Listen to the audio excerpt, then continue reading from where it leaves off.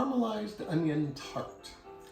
It's Vidalia onion season. You can get these. If you don't have Vidalia onions, don't worry about it. You can use any kind of sweet onions. For this tart, I'm going to use 6 Vidalia onions and 1 regular yellow onion. If you add that extra different kind of onion to it, it just adds more depth of flavor to the end result. So a week ago, when I was making the French onion soup, I caramelized the onions, and man, it took 6 hours. But by the time they got down to that nice brown caramelized onion, it tasted so good. I was like, wow, I gotta make something that really showcases this flavor. The onion soup, you know, it has a lot of beef broth. It's got some other flavors that complement that, but doesn't really like just have that sweet caramelized onion flavor. So I'm gonna try this in a tart and see if we can elevate that flavor somewhat. So I'm going to peel these buggers, and then we are going to cut them on the mandolin and make nice thin slices to caramelize. And so once I get them peeled, we'll come back. All right, so the mandolin is just making short work of this. Got my last onion here. If you haven't used a mandolin before, you really do not want to put your fingers on that blade. It's very sharp, and I recommend always using the guide. You will see chefs on TV running stuff through here without the guide, but you will also occasionally see them cut their finger. And it's never a minor cut, it's always a major cut. So, I just recommend using the guide. It does such a nice even job too. It does, and I have this set on very, very thin. If I was concerned with getting nice rounds that look pretty, I would probably have it a little bit thicker. But what I really want here is the nice thin onions that are going to caramelize beautifully. And let's look at what we're getting here. Look at this. It's just beautiful. This is just going to be the ticket here. And we'll get this in our pot with a cube of butter. And low and slow all day long. You can turn up the heat and get this process to happen a little faster. But I think, as with most things, if you just go low and slow, you get a better result.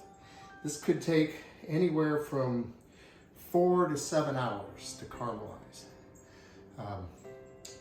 Last time it took 6 hours, but it could have gone longer, but I was hoping to eat dinner. Well, and also you were stirring it every little while too. Oh yeah, you have to stir it, you have to watch it, make sure it doesn't dry out too much. But really the point, it'll start to brown when it dries out, so that's what you're after. Yeah. So I've never had to add water when I do this. Let me get the pot together and we'll throw this in there. All right, so my butter is mostly melted here. I'm gonna throw in my onions. And I am gonna add a little salt and pepper, and that's it. Nothing else goes in here. What we're going to end up with is just the flavor of these onions when they're caramelized.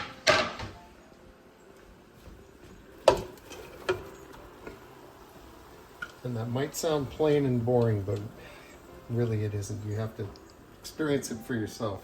How many onions did you have there? I have 6 Vidalia and 1 yellow. Okay. Okay. And also, we should probably mention that we kind of splurge on these Vidalia onions we order from Georgia. I think it's VidaliaOnions.com, I believe. And during the season, you will see them in they sell in stores. But direct from the source is making us happy. About a half teaspoon of pepper, about a teaspoon of salt, maybe a little more salt than that. But so this is just going to cook away, and this is a fairly hot burner, so I'm going to turn this burner down as low as it goes once this gets warmed up a little bit. And I'll cook it with the lid on for the first hour or two, but then I will take the lid off and let some of the liquid evaporate. Because eventually this gets to, all the liquid comes out of the onions and it's just really, really juicy. And you have to get rid of that liquid before they're going to caramelize.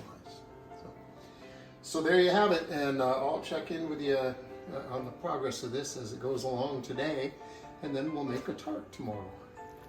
All right, so this is about an hour and a half in. You can see how much liquid is coming out of this. It's cooking along just fine. I'm gonna keep it covered for a bit longer and let it really cook that flavor out. So it's been 3.5 hours. You can see it's bubbling away. It's still very, very wet. I'm going to take the lid off now and cook it the rest of the way with the lid off to help it reduce a little bit. But again, this is the lowest on this burner, and it's just cooking right along.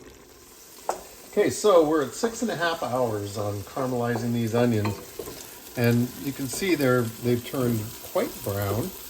They're really pretty dry. It's not, there's not a lot of extra moisture, so I'm going to call it. This is going to be perfect for our tart. The consistency at this point is kind of like applesauce, and but it's just delicious. And this is the flavor that we want to elevate in our tart. So we'll come back tomorrow and make a tart.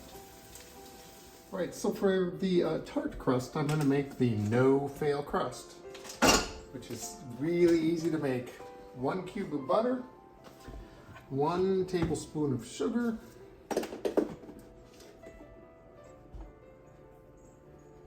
a tablespoon of oil, and I'm going to use peanut oil just to get a little bit of peanut flavor in this thing, and about 1/8 teaspoon of salt, and then 3 tablespoons of water.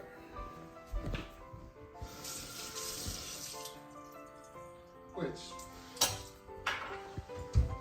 if I know my measurements correctly, is approximately 1/4 cup. You can measure it. Nope, less than 1/4. We're just going to let all this come to a boil and boil it for just a little while. And then we're going to add 1.5 cups of flour. So we'll come back once the butter's melted and it's boiling a little. Okay, so we're starting to boil here. I want to let it do this for a little while until the whole thing is completely involved in this boiling.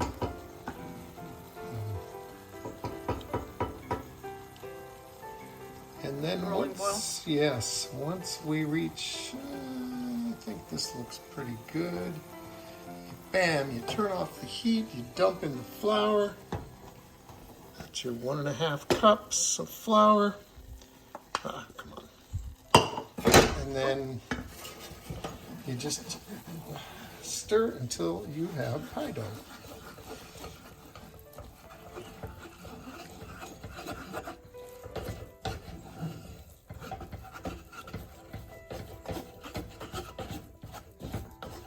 And I call this no fail because it has never failed me, and so many other pie dough recipes are too finicky.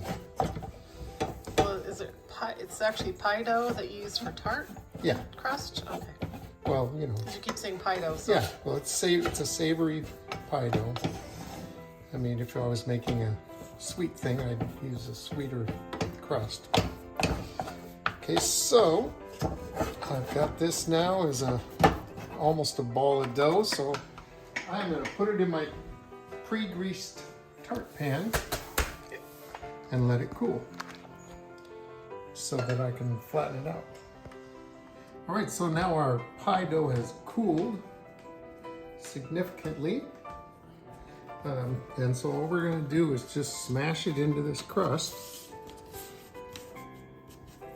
Yeah, I could have cut it when it was a little warmer, but it'll be fine. It holds together. Your hands will warm it a little too. It's got all that butter in it. And what more do you need? You know, we could have just Got a whole cube, huh? we could have just put a 1/4-inch layer of butter on the bottom of the pan and call it good.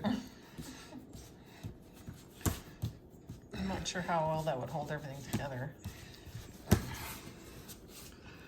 guess it depends on how much you cool it after you cook it.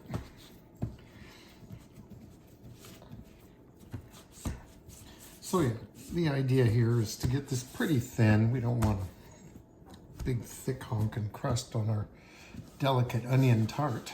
Well, and even is the goal. Oh, even helps, yeah.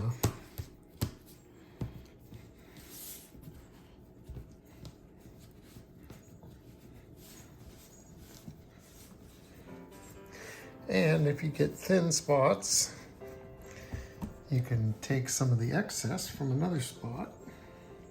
Just simply plug it in. It's so easy to deal with this. Oh, you always rave about it when you make this crust. Yeah, it's just so easy. And we've had so many crusts that were difficult or failed or for whatever reason. Or threw them in the garden. Indeed. That's a long story. We are going to pre-bake this since we're putting a custard inside of it. And so we'll be getting out the pie weights and all that. Nothing difficult though, you know, it's just very easy to do. And you didn't mention you're doing this in a, I can't say it, tart tart pan. pan. So It's the bottom greased removes tart after pan. it's all done. And it's like a 8-inch, no, that's more 8 inches. 10-inch. I think it's 9-inch. Yeah. Okay. Ta-da! There you go. There's our pastry.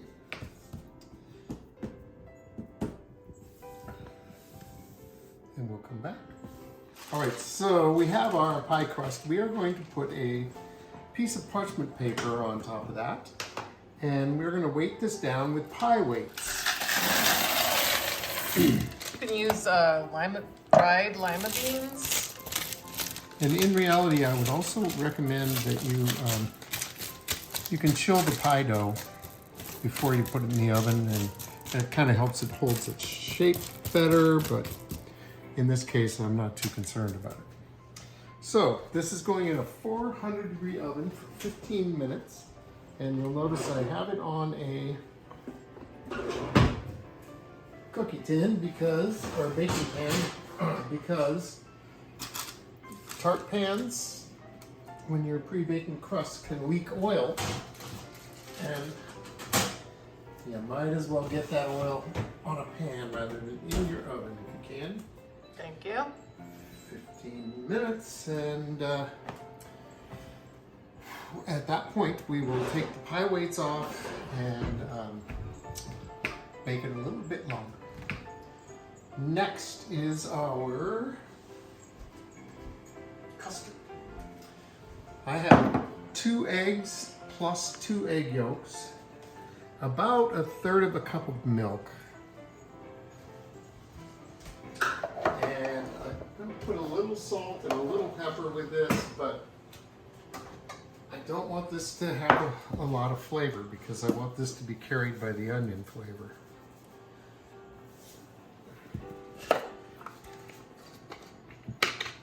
And then, of course, you could just mix this with a fork or a whisk. But the more air you get in this, the lighter your end result will be.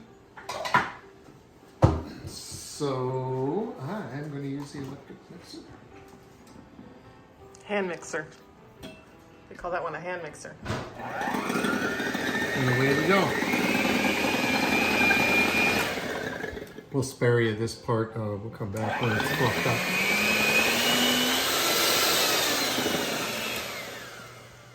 Okay, so it's, you know, it's fluffed up. It's got some air in it. We're not looking for, you know, peaks or anything.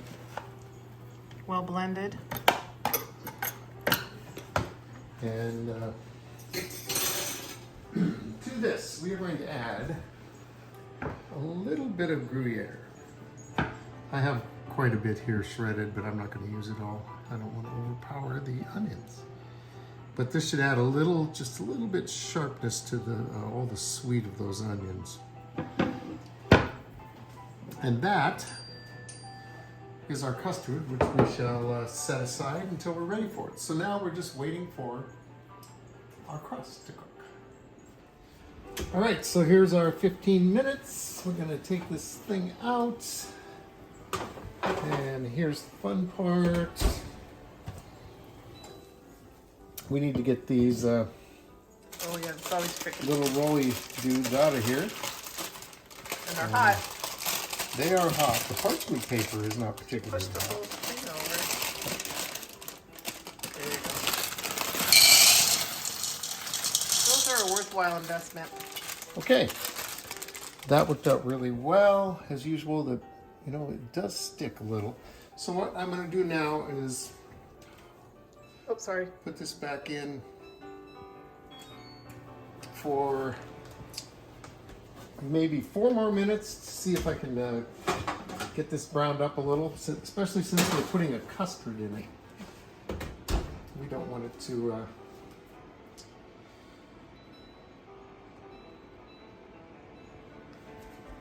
We don't want it to make the crust soggy. So Soggy bottom? So we'll cook that for about 4 minutes, and then we're gonna do a little egg wash on the crust and cook it again.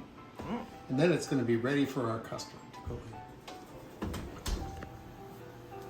All right, so we had our 4 minutes.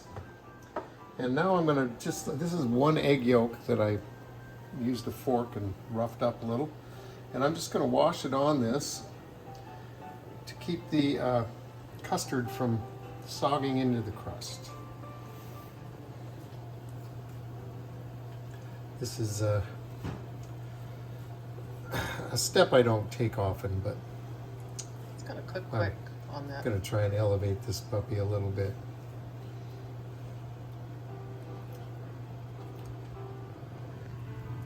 So yeah, this does not go back in for very long at all. I'm gonna say 1.5 to 2 minutes. Yeah, the edge of your crust is about perfect. Okay.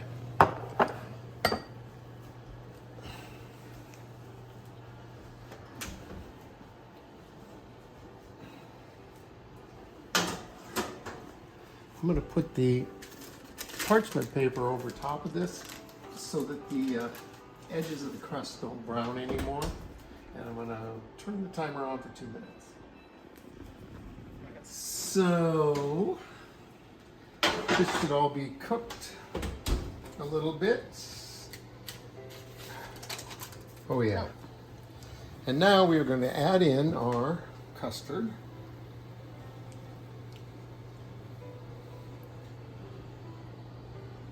And I want to move this around a little. Oops. Remember, this is just our home studio. To try and make a, that was the reach under. Yeah. Make it even, that's all. Okay, I'm gonna put this in for 10 minutes. This is a pretty thin layer of custard, and I want it to set up a little, but I don't want it to overcook. So I'm gonna give it 10 minutes. And then give it a little jiggle I test. turned the oven down to 350.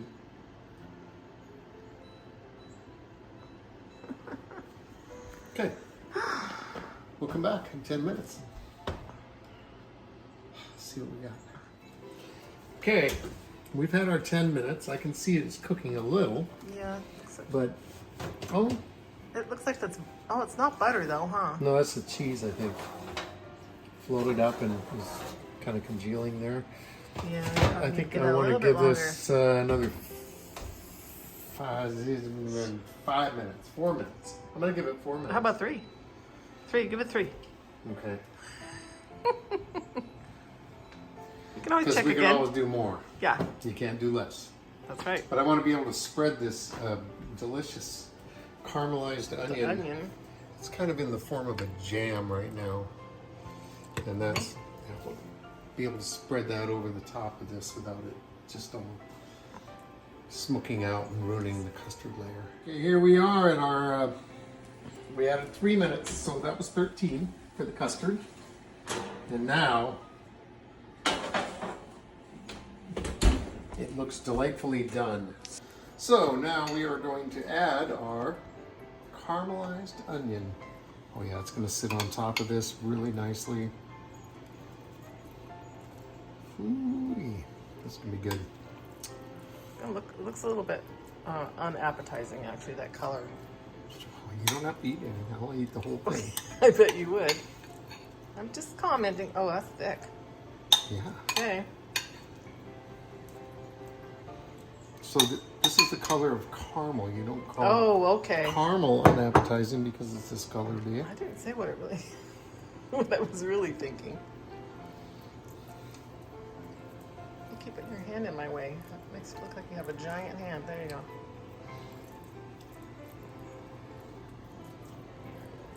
So I really want a nice even layer of this, but I also want it to get over the crust just a little bit.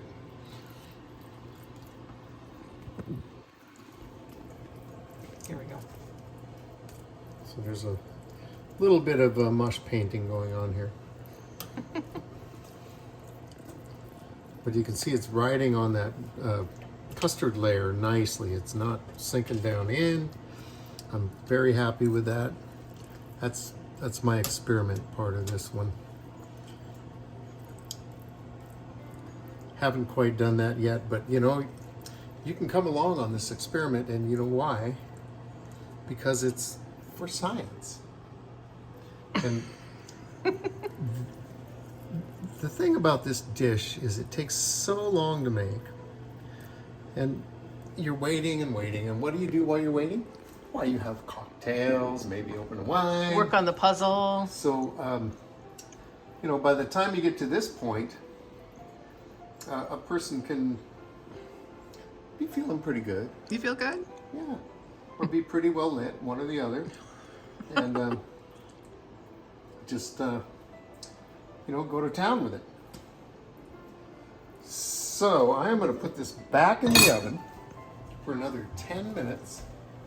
Oh, do I want Gruyere on top? I think I do.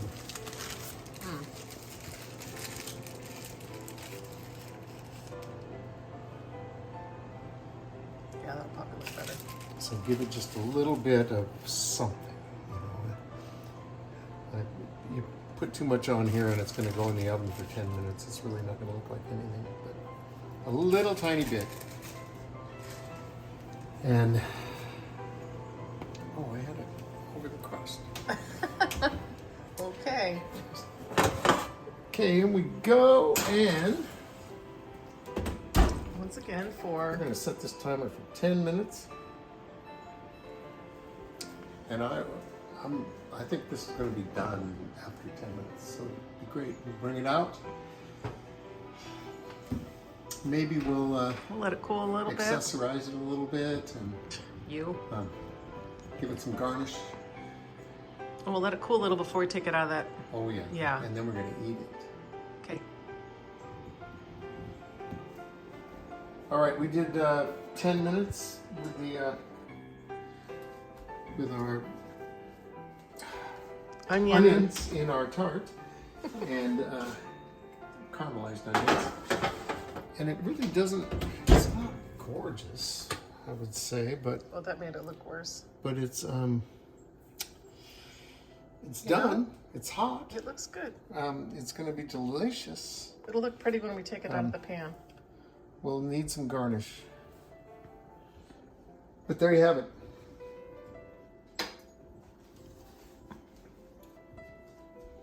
All right, it's dinner time, and our lovely little caramelized onion tart is ready to serve. Look at that. It's got your custard layer in there. It's got your onion jam layer there. It's not really onion jam. Well, it's caramelized onions. So It seems like jam. It's it so is thick and... Yep, and sweet. So that's my piece. Someone else is having a giant piece. Well, it's dinner.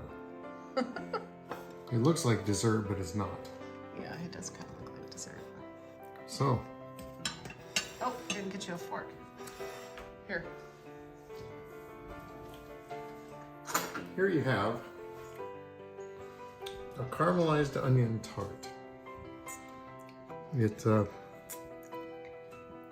got the custard layer, the nice crust, the caramelized onion. It's probably really sweet, huh? Oh yeah, it's very sweet. So the crust doesn't have any sweetness. You could actually make this as a dessert if you just made a sweet crust. I don't see why not. That almond crust, and then put this on there. It would be a dessert. The caramelized onions are so sweet, but what happens to this is it's the flavor of the onions, which is exactly what I wanted, and then you get a little butter from the crust as it passes through. But it's just excellent. So you want to talk about your edible flowers that you put on here? We didn't really kind of talk about you doing that. All right, so this wasn't very pretty, so it needed a lot of flowers. Everything that you put on food has to be edible. So these are rose petals. Calendula.